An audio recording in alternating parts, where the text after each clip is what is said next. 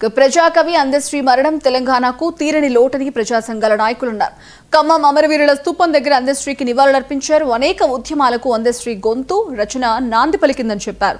ప్రజా గాయకుడు ప్రజాపక్షపాతిని కోల్పోవడం తీరని లోటంటున్న ప్రజా సంఘాల నాయకులతో మా regional coordinator Ravi face to face. Telangana గేయ రచయిత ప్రజాకవి దాల హనుమంతు వారసుడు అట్లాగే అందశ్రీ మరణం అందరినీ శోక సముద్రంలో ముంచేసింది. ఆయనకి నివాళులు అర్పిస్తూ ఖమ్మంలో అమరవీరుల స్తూపం దగ్గర మొత్తం కూడా ప్రజా సంఘాల ఆధ్వర్యంలో పెద్ద ఎత్తున నివాళులర్పిస్తున్నారు. ఇక్కడనే అనేక మంది ప్రముఖులు ఉన్నారు. వారిని అడిగి అందశ్రీతో ఉన్నటువంటి అనుబంధాన్ని, అట్లాగే అందశ్రీ చేసినటువంటి తెలంగాణ గేయాలు, అట్లాగే తెలంగాణ ఉద్యమంలో ఆయన పోషించిన పాత్ర అనేక విషయాలను అడిగి తెలుసుకుందాం. సార్ చెప్పండి, ప్రధానంగా తెలంగాణ ఉద్యమంలో ప్రధానమైనటువంటి పాత్ర పోషించారు. ఇక్కడ ఉన్నటువంటి ప్రధానంగా ఏదైతే లాయర్స్ చేసి కన్వీనర్ ఉన్నారు, సార్ చెప్పండి, అంటే తెలంగాణకి అట్లాగే అందశ్రీకి ఉన్నటువంటి అనుబంధం ఏంటి? తెలంగాణకి అందశ్రీ పాటకి చాలా అవినోభా సంబంధం ఉంది. ఖమ్మం జిల్లాకి చాలా అవినోభా సంబంధం. ముఖ్యంగా ఖమ్మం జిల్లా కోర్టుకి ఆయన రచించిన పాట జయ జయ తెలంగాణ పాట ఖమ్మం జిల్లా కోర్టులో 1550 రోజులు పాడి, ఆ పాట ద్వారా తెలంగాణ ఉద్యమానికి ఖమ్మం జిల్లాకి ఒక ఉద్యమ కేంద్రంగా ఖమ్మం జిల్లా కోర్టు నిలవటం, అదేవిధంగా ఆ పాటని సందర్శించడానికి అందశ్రీ గారు రావడం, ఖమ్మం కోర్టుకి 2 సార్లు వచ్చారు.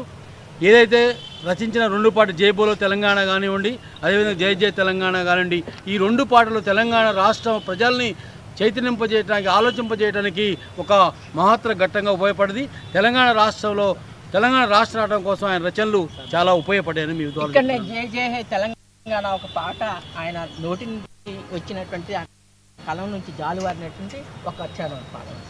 జయ జయ హే తెలంగాణ జననీ జయ కేతనం ముకోటి గొంతుకలు ఒకటైన చేతనం జయ జయ. మట్టి మనిషి, అట్టడుగు వర్గాల నుంచి వచ్చిన మనిషి, ఏదైతే భూమి పొరల్లో ఉన్నారో ఆ పొరల జాతుల నుంచి వచ్చిన మనిషి, నిరక్షరాస్య అయినప్పటికీ కోట్లాది గొంతుకలని ఒక పాట రూపంలో రచించి అద్భుతమైన సాహిత్యాన్ని రంగరించి ప్రజల్ని మేల్కొల్పినటువంటి గేయకారుడు, వాగ్వేయకారుడు, ప్రజాకవి.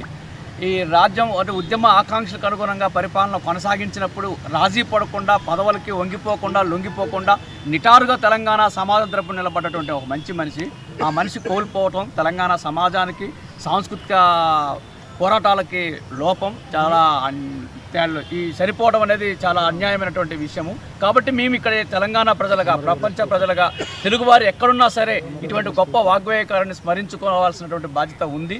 ఇలా ఆయన చివరి కోరికగా నిన్న కోదండరామ్ సార్ ఉదయం చెప్పారు, ప్రజలు గుర్తించారు పాటని, కానీ జాతి గుర్తించాలి, జాతి ప్రభుత్వాలు గుర్తించాలి, ప్రజా పాటను గుర్తించాలని కోరుకున్నాడని చెప్పి ఆయన అంటున్నారు. కాబట్టి ఈ దేశంలో ఉన్నటువంటి సాంస్కృతిక మేధావులు అయితేనేమి, ప్రజాస్వామికవాదులు అయితేనేమి, పాటని ప్రేమించే వాళ్ళందరూ కూడా పాటను జాతీయ వ్యాప్తంగా గుర్తింపు కావాలని చెప్పి సందర్భంగా ఆయన కోరుకున్నారు. దానికోసం మనం కూడా సాంస్కృతిక పోరాటాలు కొనసాగించాలని కోరుతా ఉన్నాం. ఇక్కడనే మరొక ఉద్యమ నాయకున్నారు, సార్ చెప్పండి, అందశ్రీని ఎలా?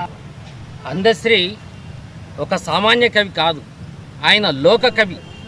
ఆయన కేవలం తెలంగాణ ఉద్యమాలకు సంబంధించి మాత్రమే పాటలు రాయలేదు. దాంతోపాటు ఆయన ఆధ్యాత్మికంగా సంబంధించినటువంటి ఒక కొత్త కోణం కూడా ఆయనలో ఉంది. ఆయన మనిషి చలన గతిని సంప్రదించి తట్టి లేపినటువంటి కవి. అందుకే మాయమైపోతుంటాడమ్మా మనిషి అన్నవాడు అంటూ రాసినటువంటి వాడు. ఒకానొక సందర్భంలో ప్రపంచీకరణ నేపథ్యంలో ప్రపంచం మొత్తం మనుషులని గుర్తించలేని ఒక స్థితి నుంచి మనుషులను మనం గుర్తించాలి. కళాకారుల ద్వారా తెలుసుకున్నాం. సార్ చెప్పండి, ప్రధానంగా అందశ్రీ మాయమైపోతున్నటువంటి ఒక గొప్ప పక్షాన ఘనమైన నివాళులు అర్పిస్తూ ఉన్నాం కళాకారుల జేఏసీగా. జై బోలో తెలంగాణ జలగజ్జనల జడివానా, జై బోలో తెలంగాణ జలగజ్జనల జడివానా, ఒకటే జననం ఒకటే మరో తెలంగాణ జలగజ్జనల జడివానా, జై బోలో తెలంగాణ నిలువెల్ల గాయాల వీణా, దేశముకులను దొరబూసాముల గడీల నుండి ఉరికించాం, గడీల నుండి ఉరికించాం.